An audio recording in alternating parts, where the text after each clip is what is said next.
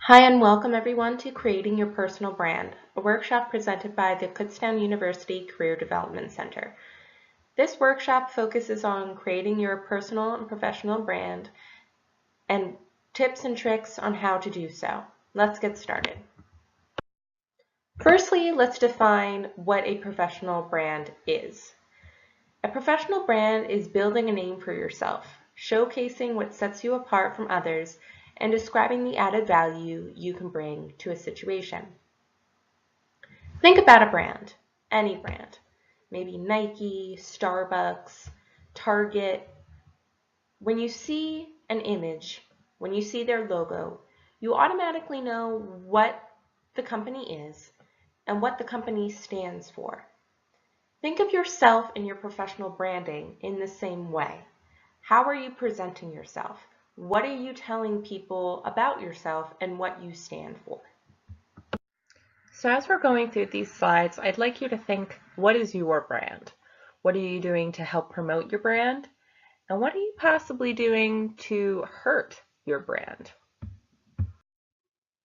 Before we go on to the different areas of your professional and personal brand, let's think about how you present yourself to others. It's important to think about the different fears in your life and the different people in your life that you are presenting yourself to. Think about how you present yourself to employers or future employers, faculty and future references, maybe your classmates and your future colleagues, and then of course your family and your friends.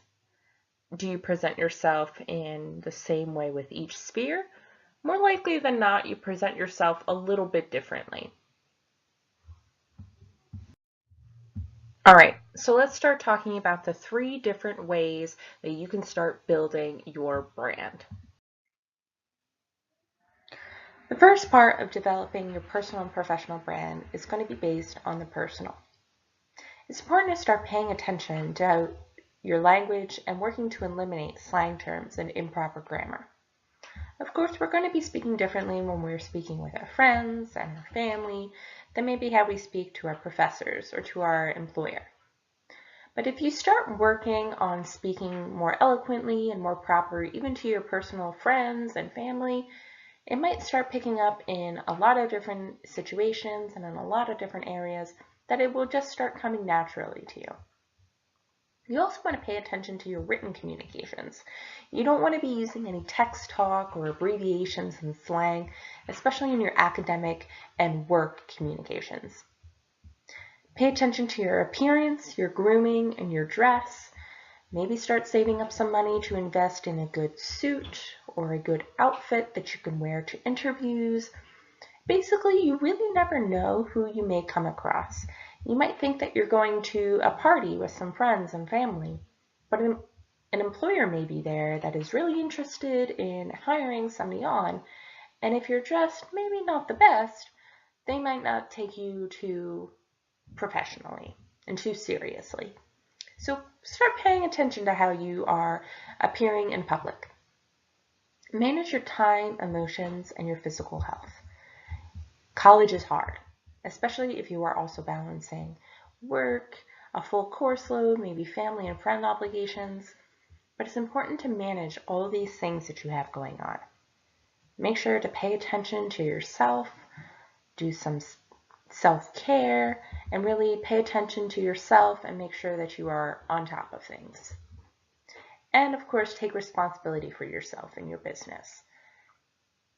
Not everybody in your life may understand what is going on right now and all the different things that you have to deal with. So again, it's very important to manage all of these things and really take responsibility for them. The next part is going to focus on your academic life. If you don't have a major picked out, it's pretty important to confirm your choice of major when you start developing your personal branding. If you haven't decided on it yet, meet with the career development staff. We can really help you decide upon a major. And maybe even if you do have a major picked out, consider if maybe you want to also include a minor, if you want to look into any study abroad opportunities, or maybe even if you want to consider graduate school. Everybody across the board is of course going to want to attend all of their classes. But not only that, you want to make sure that you're actively participating. If you're just going to class, which is of course a good thing to do, but you're not actively participating, communicating in class, and all of that sort of thing, your professor might not really know who you are. And maybe your professor is somebody that you do want to get to know. Maybe they have a lot of connections, or maybe it's somebody that you may want to reach out to have as a reference for your internship or for work or even graduate school. So going on to the next bullet, it's important to talk with your professors and really get to know them. You don't know who they might be able to connect you to. Maybe also consider joining a major related club or organization, and of course taking an active role within that organization. It's a really great way to meet people and network with people and maybe get the latest scoop on a really great internship connection or job connection. And of course, get help if you are having any difficulty in your courses or you're struggling with any personal concerns and they're bleeding into your academic life. You want to make sure that, of course, your academics speak highly about you. So if you're struggling, don't be afraid to ask for help. Next, we have the career aspect. Of course, it's important to stay on top of the news in your career field. Maybe by reading professional journals, other articles, even just reading the news. Especially if you have a major picked out and you already know and have an idea of the career field that you want to get into, this is really, really important. Again, you're really not ever going to know who you're going to be running into. So if you are meeting with a future employer or a informational interview with somebody, which we'll talk a little bit about more in the next bullet, it's important and it would speak really highly of you if you can kind of talk about the current situations that are going on. So, conducting informational interviewings and scheduling job shadowing experiences. If you've never heard of these terms before, they're really awesome experiences that you can do to really help further your career. An informational interview is basically just going to be sitting down with somebody. It could be over a cup of coffee, it could even be over the phone or through Skype or even through email. And you're just going to be asking that professional a little bit about their professional career, their academic career, so that you can get this firsthand knowledge for yourself going on job interviews and going on to the job search and that sort of thing. Job shadowing is when you're actually going to be meeting with them at their job and kind of seeing what their daily job duties are like. And this experience you can even list on your resume, so that's really cool. Joining a related professional organization as a student member is also a really great experience to help further your career and your personal brand. Professional organizations are going to be steeply discounted for student members, so really something to look into. There's typically a professional organization or two for basically every job field that is out there. So it's a really great way to get to know people, but also to network.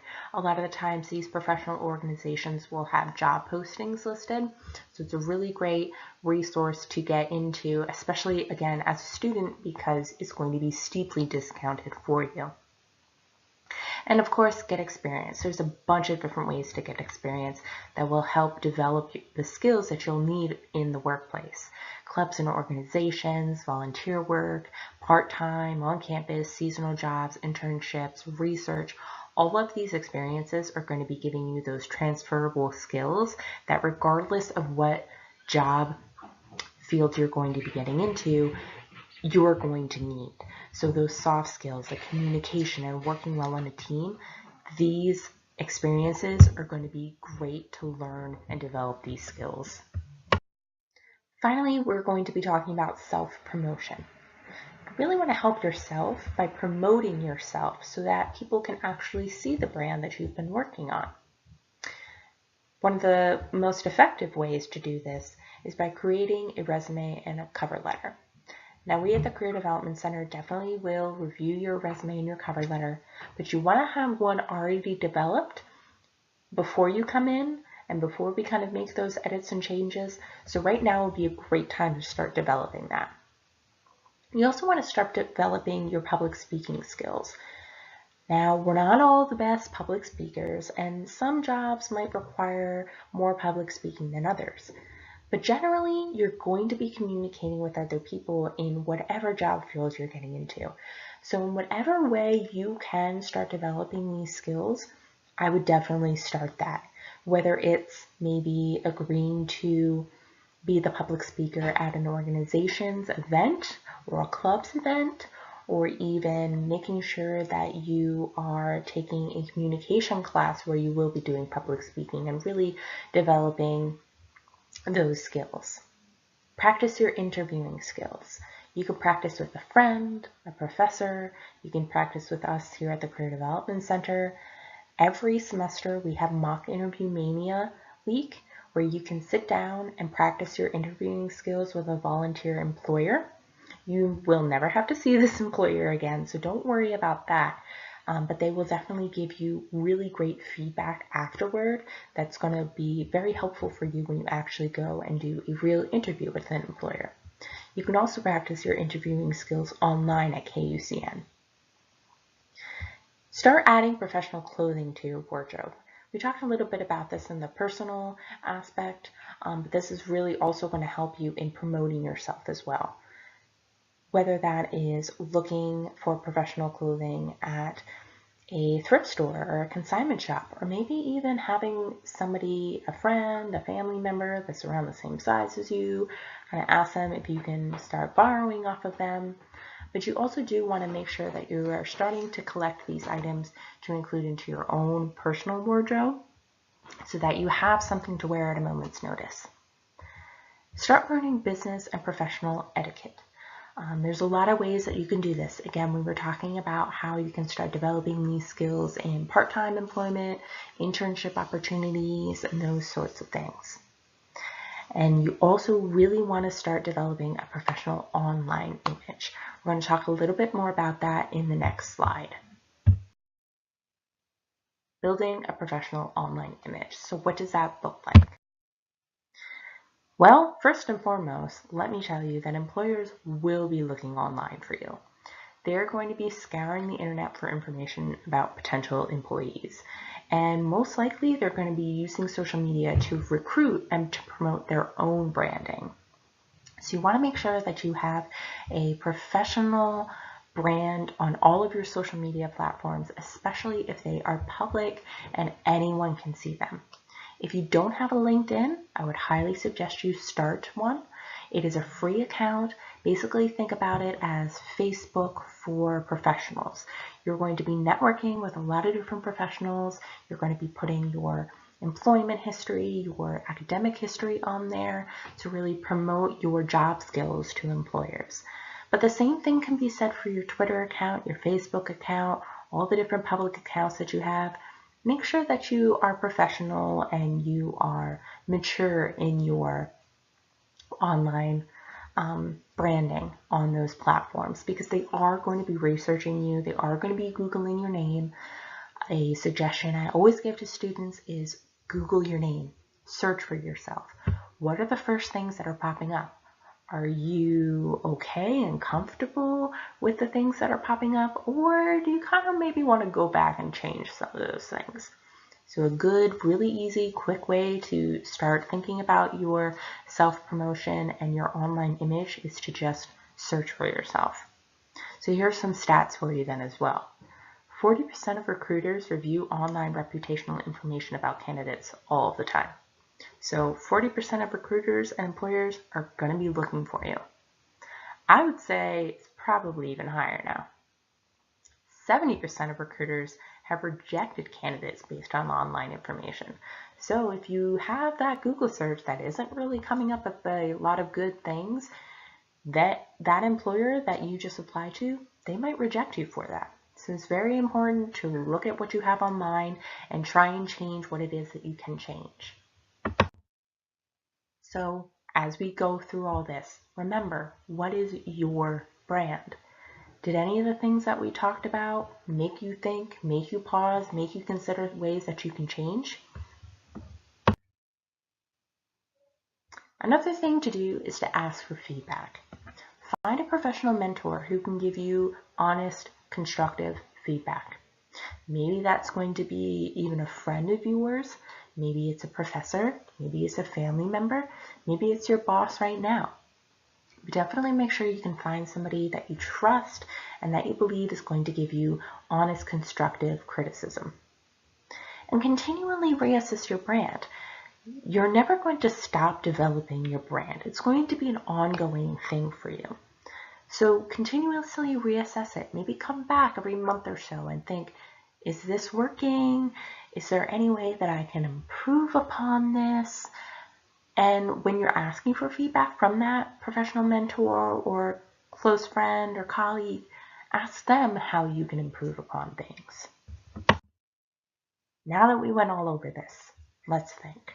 Let's list one goal or action that you can do to complete your building your brand in the next 7 days, by the end of the semester, and by the end of the calendar year. Take out a pen, take out a piece of paper, write it on your Word document. What are some things that you can do? Start small. Start things that you know that you can start within the next week. And then again, maybe bigger things that you know you can complete by the end of the semester, and maybe some things that you can complete by the end of the calendar year. Maybe within the next 7 days, you can start a LinkedIn account.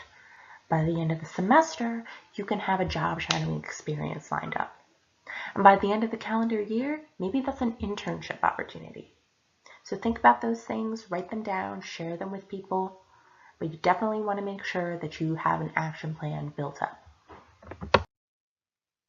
Okay, thank you everyone for listening to this workshop presented by the Kutztown University Career Development Center. We are located in 113 Stratton Administration Center. You can always give us a call at 610-683-4067 or drop us an email at careerhelp@kutztown.edu. Thanks a lot. Bye.